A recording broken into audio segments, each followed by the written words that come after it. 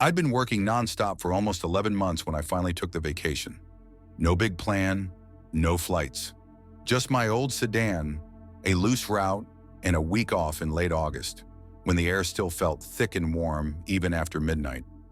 I remember telling myself I didn't want crowds, no resorts, no schedules.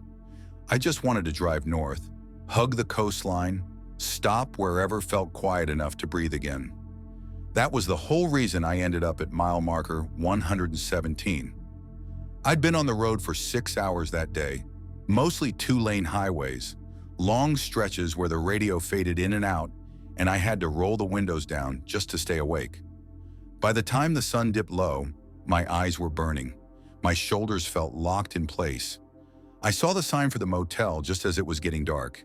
It wasn't even a proper sign, just a flickering vacancy light nailed to a wooden post, leaning slightly toward the road like it was tired too. Behind it, about 50 yards back, sat a low, single-story motel stretched in a straight line. 8 rooms, maybe 10, all facing the parking lot. I checked my phone. 8:42 p.m. No signal. That should have been my first clue to keep driving. But the next town was another 40 miles, and my gas gauge was already hovering just above empty. So I pulled in. The gravel lot crunched loud under my tires. Too loud. The sound carried, echoing off the trees that pressed in tight around the place. Pine and something damp underneath, like wet soil that never quite dried. The office light was on. I parked, stepped out, and immediately felt that strange stillness you only notice when there's no wind at all. No insects, no distant traffic, just my engine ticking as it cooled. Inside the office, a man sat behind the counter, watching a small TV with the volume turned almost all the way down. He looked to be in his late 50s, sunburned skin, deep lines around his eyes. He didn't look surprised to see me, almost like he'd been expecting someone, just not me specifically. "Evening," he said without smiling. I asked for a room. One night. He slid a clipboard toward me and asked for my license. While he copied my name, I noticed a handwritten note taped to the side of the counter. It read, "Guests are asked to remain inside their rooms after 10 p.m. No explanation, no logo, just that." I pointed at it, half joking. "Strict curfew?" He didn't look up. "It's quieter that way." That was it. He handed me a key attached to a thick plastic tag. Room 6. "Ice machine's broken," he added.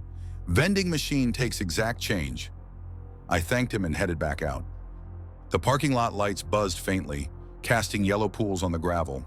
Only 3 other cars were there, all parked neatly, backed in, facing the rooms. Mine was the only one pulled in head first, and that bothered me more than it should have. My room smelled like old cleaner and something stale underneath, like fabric that never fully dried. I tossed my bag on the bed, kicked off my shoes, and stood by the door for a moment, listening. Nothing.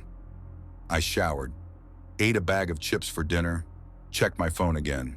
Still no signal. By 9:30, I was already tired enough to sleep, but I didn't turn the lights off right away. Something about the place made me uneasy in a way I couldn't explain, like I was waiting for a sound I hadn't heard yet. That's when I noticed the chair. There was a plastic patio chair outside every room. Same style, same color, except the one in front of mine was turned slightly toward my door, angled like someone had just stood up from it. I told myself the wind must have moved it, even though the air had been dead still since I arrived. At 9:58 p.m., I heard footsteps on the gravel, slow, deliberate. They passed my room, stopped briefly, then continued. I peeked through the curtain just enough to see a silhouette moving under the lights. A man, tall, hands at his sides.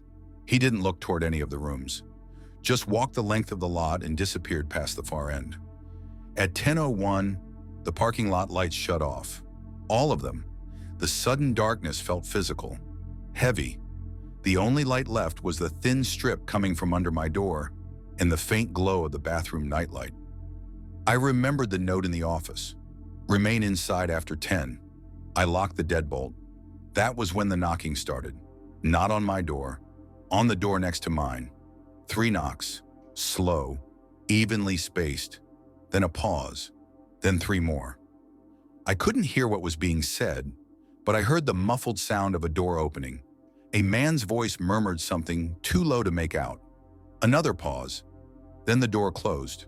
Footsteps again, gravel crunching. They stopped in front of my room. I held my breath.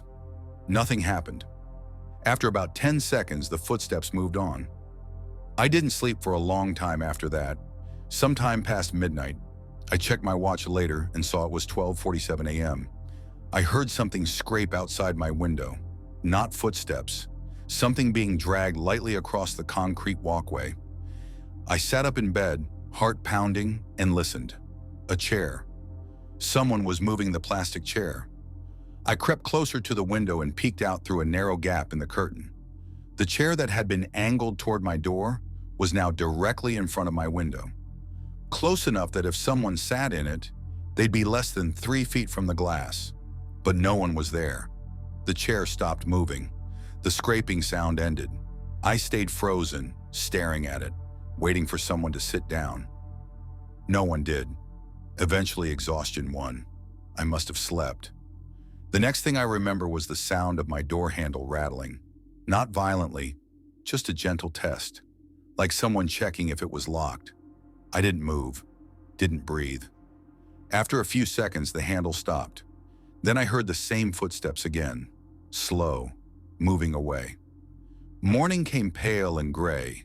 Fog clung low to the ground, swallowing the edges of the trees in the far end of the parking lot. When I stepped outside, every chair had been returned neatly to its original position, except mine. Mine was turned slightly toward the door again. I didn't bother checking out properly. I left the key on the bed, threw my bag in the car, and drove off as soon as the engine started. About 5 miles down the road, my phone buzzed. Signal returned all at once. I pulled over and checked it. No missed calls, no messages. But my step counter app showed something strange. Between 10 p.m. and 6 a.m., it recorded 312 steps. I was sure I hadn't left the room. I deleted the app, told myself it was a glitch. I finished the rest of my vacation in busier places, crowded beaches, loud diners, places where silence couldn't settle in. I never looked back toward mile marker 117. A few months later, out of curiosity, I searched for the motel online. I couldn't find it. No listing, no reviews, no photos. Just a stretch of road where the map zoomed in and showed nothing at all. And every once in a while, when I wake up in the middle of the night, I swear I can still hear gravel crunching. Slow footsteps stopping just outside wherever I'm staying.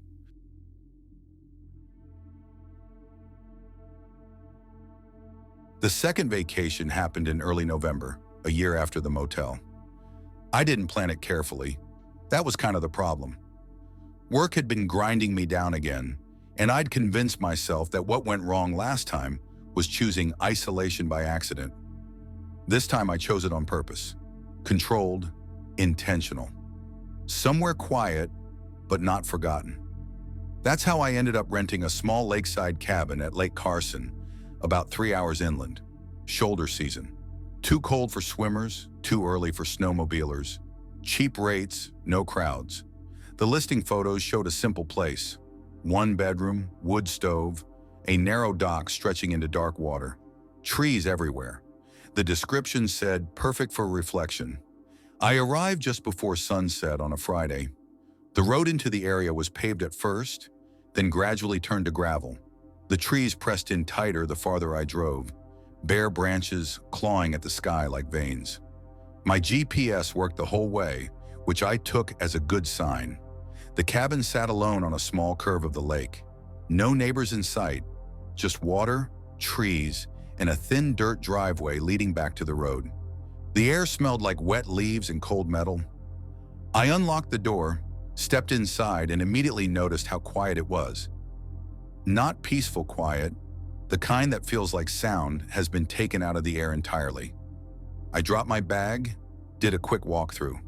Everything looked normal, clean enough, stocked with firewood. A small notebook sat on the kitchen counter with a pen on top. Inside the front cover, someone had written, "Please sign in." just in case. There were about 12 names already there. First names only, dates next to each. Most stayed 2 or 3 nights. No comments, no messages. I signed my name, Friday to Monday. That first evening was uneventful. I lit the stove, cooked a simple meal, drank a beer while watching the lake darken through the window. The water turned black fast, reflecting nothing. No moon, heavy clouds. Around 8:15 p.m., I heard something hit the side of the cabin. Not hard, just a dull thud. I froze, listening. A few seconds later, another one, then another. I walked to the front window and looked out. Walnuts, or maybe small stones, scattered near the wall, fresh marks in the dirt. There were trees nearby that could have dropped them. That's what I told myself. Wind, maybe. Even though the branches weren't moving. I cleaned them up and went back inside. At 9:40, my phone buzzed. No service, no bars. But a notification still came through. Unknown device detected nearby. I stared at it, confused. Bluetooth alert, maybe. Some kind of glitch. I turned Bluetooth off. That night I slept lightly. The stove popped and cracked as the fire settled. Every sound felt amplified. Sometime after midnight, I heard footsteps on the dock. Wood creaking, slow, careful. I sat up in bed and listened. They stopped near the end of the dock, just out of sight from the window. I waited for someone to cough, to speak, to walk back. Nothing. Eventually, the creaking started again, footsteps retreating toward shore. I didn't look outside. In the morning, frost coated everything. The lake was perfectly still, a thin mist hovering just above the surface. When I stepped onto the dock, I noticed wet footprints on the planks. Barefoot. They stopped halfway down. I didn't follow them. I spent the day hiking a short trail nearby, trying to shake the feeling that I was being watched. The woods felt wrong. Not hostile, just observant. Like I was interrupting something ongoing. I returned around 4:30 p.m. and found the cabin door unlocked. I was certain I'd locked it.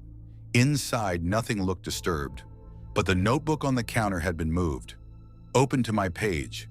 Under my name, someone had added a small line. Still here. I checked every room, every window. Nothing. That night, the noises came earlier. At 7:18 p.m., something dragged across the dirt outside. Slow, heavy. I peeked through the window and saw the canoe, originally flipped upside down near the trees, now sitting upright at the water's edge. I hadn't touched it. At 8:02, there was a knock at the door. One knock, I didn't answer. A minute passed, then 3 more knocks. Faster this time. "Hello?" A man's voice called out. Calm. Too calm. "Just checking in." I stayed silent. "I saw your fire going," he continued. "Didn't want to bother you too late." I didn't recognize the voice. It didn't sound like the host from the listing. Younger. Closer. His shadow stretched under the doorframe. After a moment, it disappeared. I didn't sleep at all that night. Around 3:11 a.m., I heard someone walking around the cabin. Slow footsteps crunching leaves, pausing by each window. I lay still, counting my breaths, waiting for a handle to turn. None did. In the morning, I packed up early. As I loaded the car, I noticed something floating near the dock. The canoe was tied loosely, drifting a few feet out.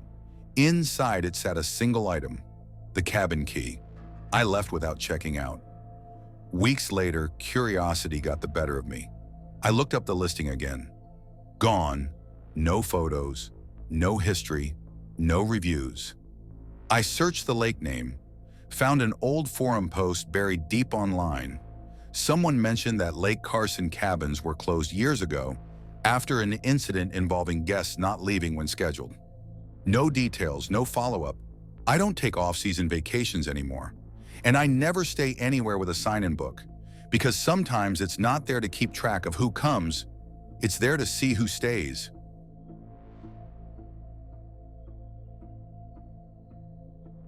The third vacation was the one that finally broke the idea of getting away from me. It happened in late February, a few years after the lake cabin. Winter was dragging on longer than usual. Gray days, early darkness. I told myself I needed sunlight, even if it was artificial. Hotel lights, heated pools, people moving around. Somewhere that looked alive. I booked a last-minute deal at a coastal resort town that technically stayed open year-round, even though everyone knew February was dead season. Restaurants on limited hours, attractions closed, cheap rooms because no one wanted to be there. I thought emptiness would be safer if it was organized. I arrived on a Sunday afternoon, just after 3 p.m. The sky was overcast, low and heavy, like it might snow even though the air was too warm for it. The resort complex sat right on the shoreline, a long concrete structure shaped like a horseshoe facing the ocean. 3 floors, balconies on every room, only a handful of cars in the lot. Inside, the lobby smelled faintly of chlorine and lemon cleaner. Soft music played from ceiling speakers, looping something instrumental and slow. The front desk clerk was a young guy, early 20s maybe, hoodie under his uniform jacket. He looked bored but alert, like he'd been warned about something and didn't know what. "You're checking in?" he asked. I nodded. He hesitated before handing me the key card. "Just so you know, some amenities aren't available." "Like what?" He shrugged. "Pool closes early, restaurants closed entirely, and try not to use the west stairwell." I waited for him to explain. He didn't. "What's wrong with it?" I asked. He gave a quick smile that didn't reach his eyes. "Maintenance stuff. Elevators are fine." My room was on the 3rd floor, near the far end of the building, room 312. The elevator ride felt longer than it should have. The soft music didn't play inside, just the hum of the cables and the faint sound of waves outside. When the doors opened, the hallway lights flickered once, then steadied. The carpet was clean, but worn thin in the center, like too many feet had followed the same path for too many years. My room faced the ocean, and that was the best part. Gray water stretched endlessly, waves rolling in slow, heavy patterns. No birds, no boats, just water and sky blending together. I unpacked, changed clothes, and went for a short walk along the beach before dark. The sand was hard and cold under my shoes. Wind picked up, stinging my face. I didn't see another person the entire time. By 6:30 p.m., I was back in my room. That's when I noticed something off. The balcony doors were unlocked. I was sure I hadn't opened them. I locked them, double-checked, then sat on the bed scrolling my phone. Signal was fine. Messages came through. Normalcy felt close enough to touch. At 7:12, there was a knock on my door. 2 knocks. Firm. I wasn't expecting anyone. I opened it halfway. A woman stood in the hallway. Mid-30s, dark coat, hair pulled back tight. She looked tired in a way that sleep wouldn't fix. "Sorry," she said quietly. "Wrong room." She walked away before I could respond. Something about her pace bothered me. Too fast, like she didn't want to be seen. I shrugged it off and ordered takeout from the only place still delivering. While I waited, I noticed voices outside on the balcony. Muted, overlapping. I stepped closer to the glass. Nothing.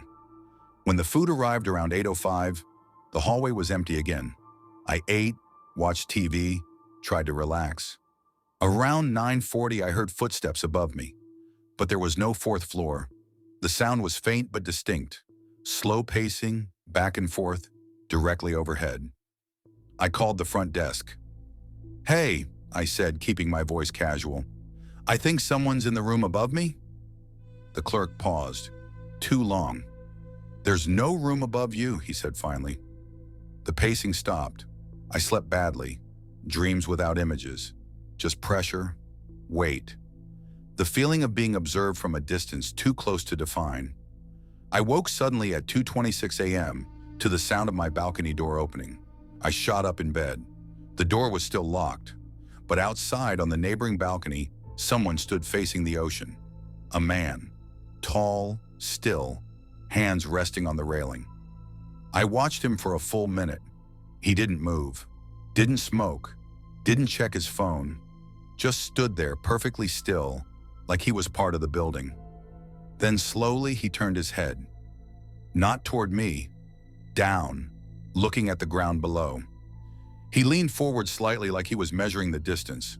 I stepped back from the glass. In the morning, I asked the front desk about the guest next door. "There's no one in 313, the clerk said without hesitation. I laughed, uncomfortable. "I saw him." He didn't smile back. "That room hasn't been rented this week." I asked to change rooms. He hesitated, then nodded. "We can move you. Second floor, east wing." As he handed me the new key, he added quietly, "Try not to open your balcony door tonight." The second room felt better at first, closer to the lobby, more light.